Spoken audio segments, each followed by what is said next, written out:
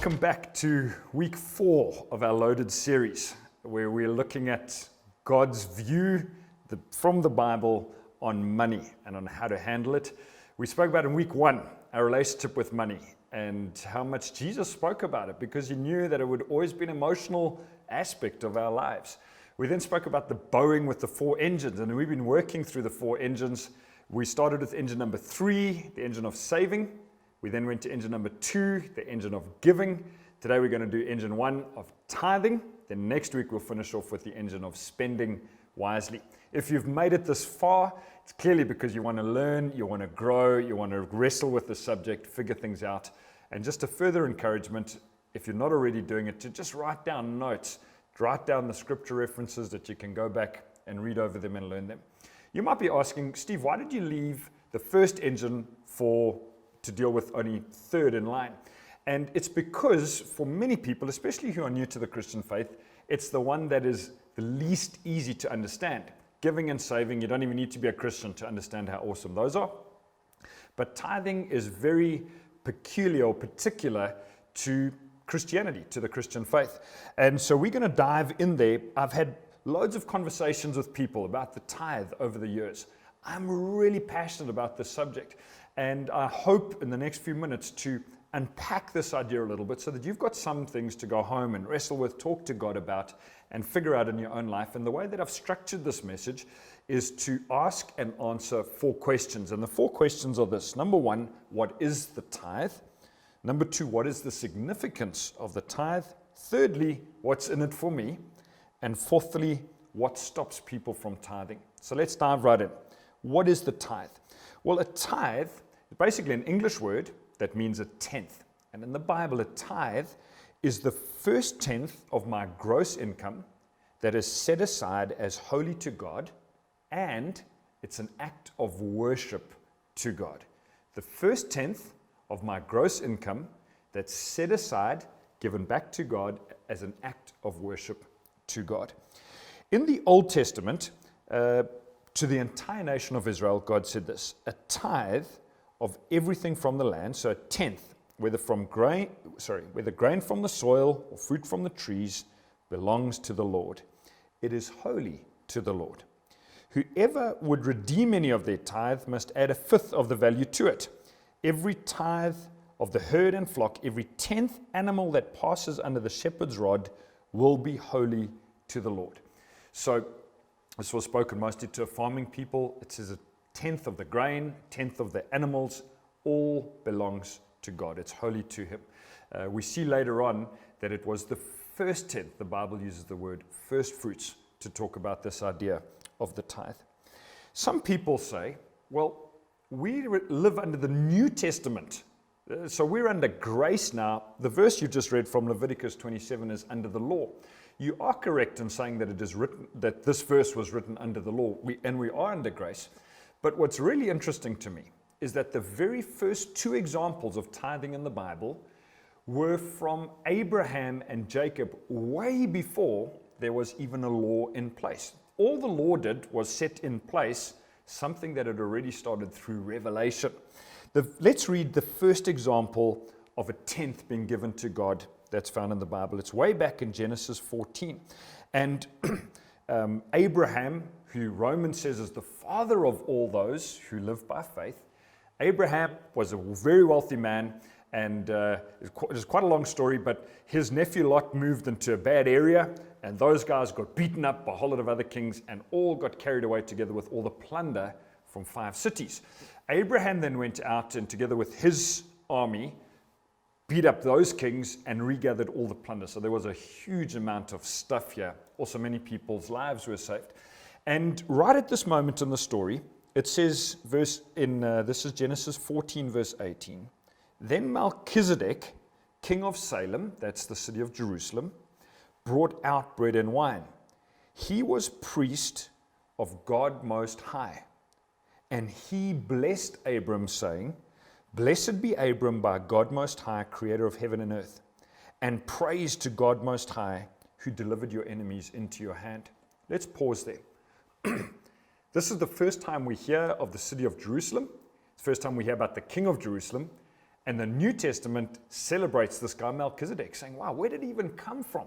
He just appears, and he was the priest of God Most High, brings out bread and wine, which like foreshadows breaking of bread in the New Testament. And he, as priest of God Most High, blesses Abram, and he says, blessed be God Most High, the one who owns everything, and the one who blessed you, Abram. And in response to the blessing that he gets from Melchizedek, this interaction he has with him and a revelation of God Most High, listen what happens. The very next verse, it says, then Abram gave him a tenth of everything. Abraham gives a tithe, and Hebrews later on says that he gave the tithe that he later receives, because the tithe, all the tithe from Abraham's descendants had been kind of started or triggered by Abraham's tithe here. That's kind of how the book of Hebrews puts it. Abraham did not give a tenth because there was a rule. He didn't give a tenth because there was a law.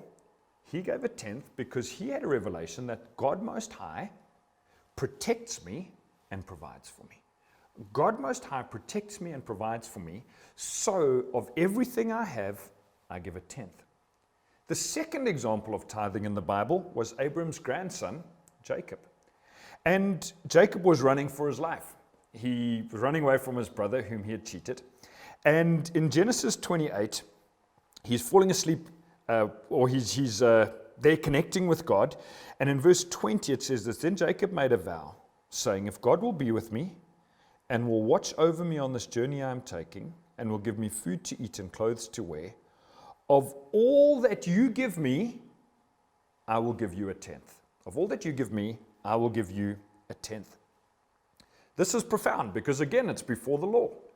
And Jacob is saying to God, all that you give me, I'll bring back, or I'll give you a tenth.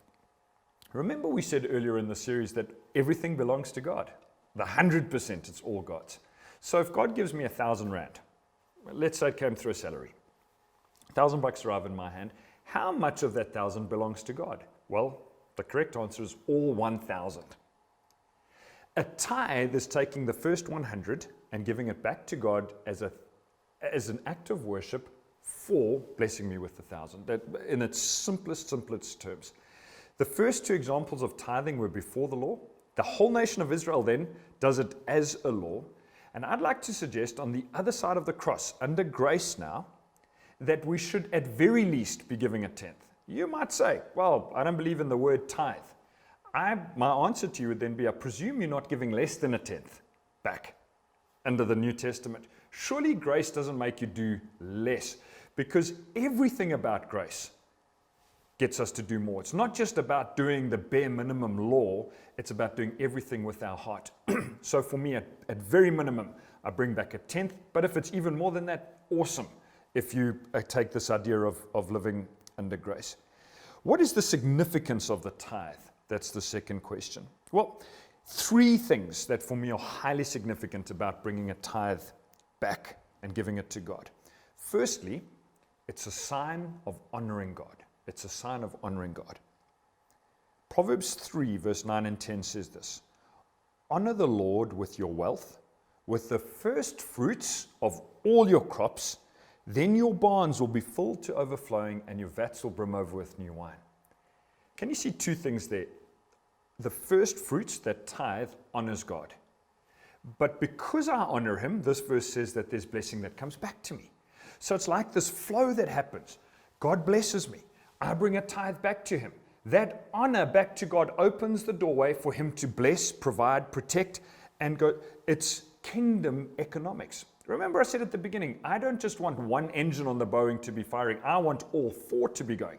I want to be saving, I want to be giving, and today I'm saying I want to be tithing, bringing my first tenth back. Actually, in my mind, this is the first engine because I bring the tithe first, and after that, I save and I give and I spend wisely because I want to honor God with the first tenth. So the tenth represents the whole. And what's really, really profound about the tithe is that it's much more than just the money. God actually doesn't need my money. I need to be tithing because it's a reflection of my heart towards God. God is much more interested in my heart than in the tenth. And that tenth represents the 100%. The 10% represents the 100%. And every time that I bring my tithe, every time I get income, I bring my tithe, it's my way of worshiping God and saying, I honor you, you're Lord of my entire life. The second significance of the tithe is not just a sign of honor, but it's also a sign of worship. The word worship comes from an older English word, worthship. So the tithe is not just to honor God and say that you're king over all 100%.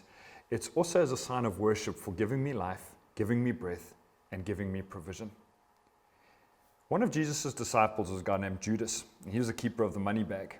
The problem is that Judas's heart and relationship with money didn't change the way Jesus wanted it. One day this lady comes with this alabaster jar full of perfume. It probably represented her life savings. It was that expensive. And she breaks this jar, pours the perfume over Jesus' feet.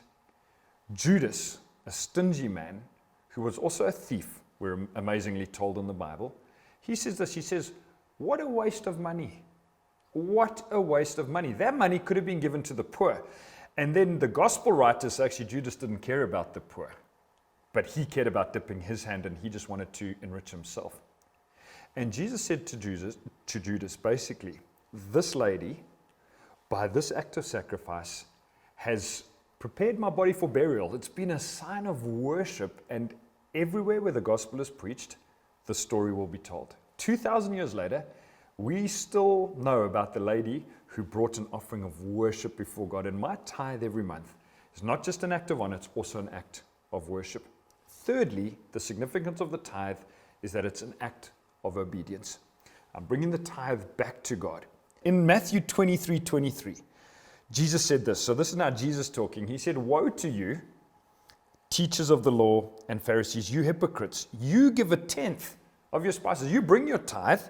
But he says, you have neglected the more important matters of the law, justice, mercy, and faithfulness.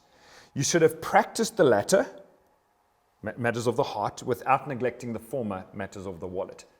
So in my bringing the tithe, God is most interested in my heart. It's an act of obedience. It says, God, I'm returning the 10th to you, trusting you for blessing on the other 90%. But I'm not just doing it as a rule. I'm doing it because I love you, I honor you, and I want to obey this principle that I find in your word. Which brings me to point number 3. What is in it for me? How does the tithe benefit me?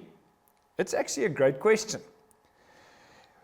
One of the most easy ways to answer this is by looking at Malachi chapter 3, a verse about the tithe. And it says, God is saying this, bring the whole tithe, in other words, the whole first tenth, into the storehouse. In the Old Testament, that was the temple. In the New Testament, we believe that that is the local church. The storehouse is the place where you get fed. So bring the tithe into the storehouse, that there may be food in my house. God says, okay, bring the tithe. We understand that. Test me in this, says the Lord Almighty. It's the only time God says we could test him. And see if I will not throw open the floodgates of heaven and pour out so much blessing that there will not be room enough to store it. I will prevent pests from devouring your crops. The vines in your fields will not drop their fruit before it is ripe, says the Lord Almighty. Then all nations will call you blessed, for yours will be a delightful land. You see, God, who owns everything, again, doesn't give us the principle of a tithe to leave us worse off. Just like saving and giving, the engine of tithing is to move the plane forward. And God says, you test me. I know this is going to be tough. I know that it's difficult to write out a check or to make an EFT for that first tenth. I understand. But you can test me in this, and there's 2 things that are in it for you, God says. The first one is provision, and the second one is protection. I'm going to look out for you. Another way of viewing this would be that God's saying the 90% that you feel you only have left over, I'm going to stretch that. I'm going to provide supernaturally. I've got lots of ways of getting provision into your lap. The second thing God says, I'm going to protect you. Things that might otherwise would have broken. I'm going to prevent pests from devouring your crops. I'm going to stop things happening to you that could otherwise have happened. Please don't mishear me. I'm not saying that nothing bad will ever happen. The next time you have a puncture on a tire or an appliance breaks down, like, oh, where was God? I tithed last weekend, now this broke down. It's not that kind of transaction. It's that his umbrella over my life is put in place partially through the tithe. His provision into my life is accessed partially through the tithe. There's lots more to it, of course, but this tithe is something very beautiful and very special. My father, just before they got married, they became Christ followers.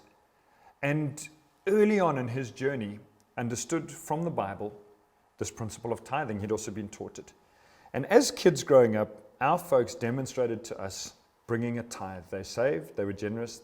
Occasionally, we had to trust God for our next meal, but brought that tithe every single month faithfully. There were so many unique blessings that flowed into our family in so many different ways. Relationally, with regards to the careers and jobs and studies that all of us did. Incredible blessings that came in financially and, more importantly, otherwise, as my parents lived this out. And so I was taught from a young age to bring my first tenth with my pocket money, my first salary, with profit from the sale of assets. Whatever God has added to my life, bring the first tenth back to Him. I'm so grateful to my parents for showing me this. I heard an even stronger story about the tithe, and it came when I visited Malawi. I was preaching in basically a subsistence farming area, relative poverty compared to where I had come from.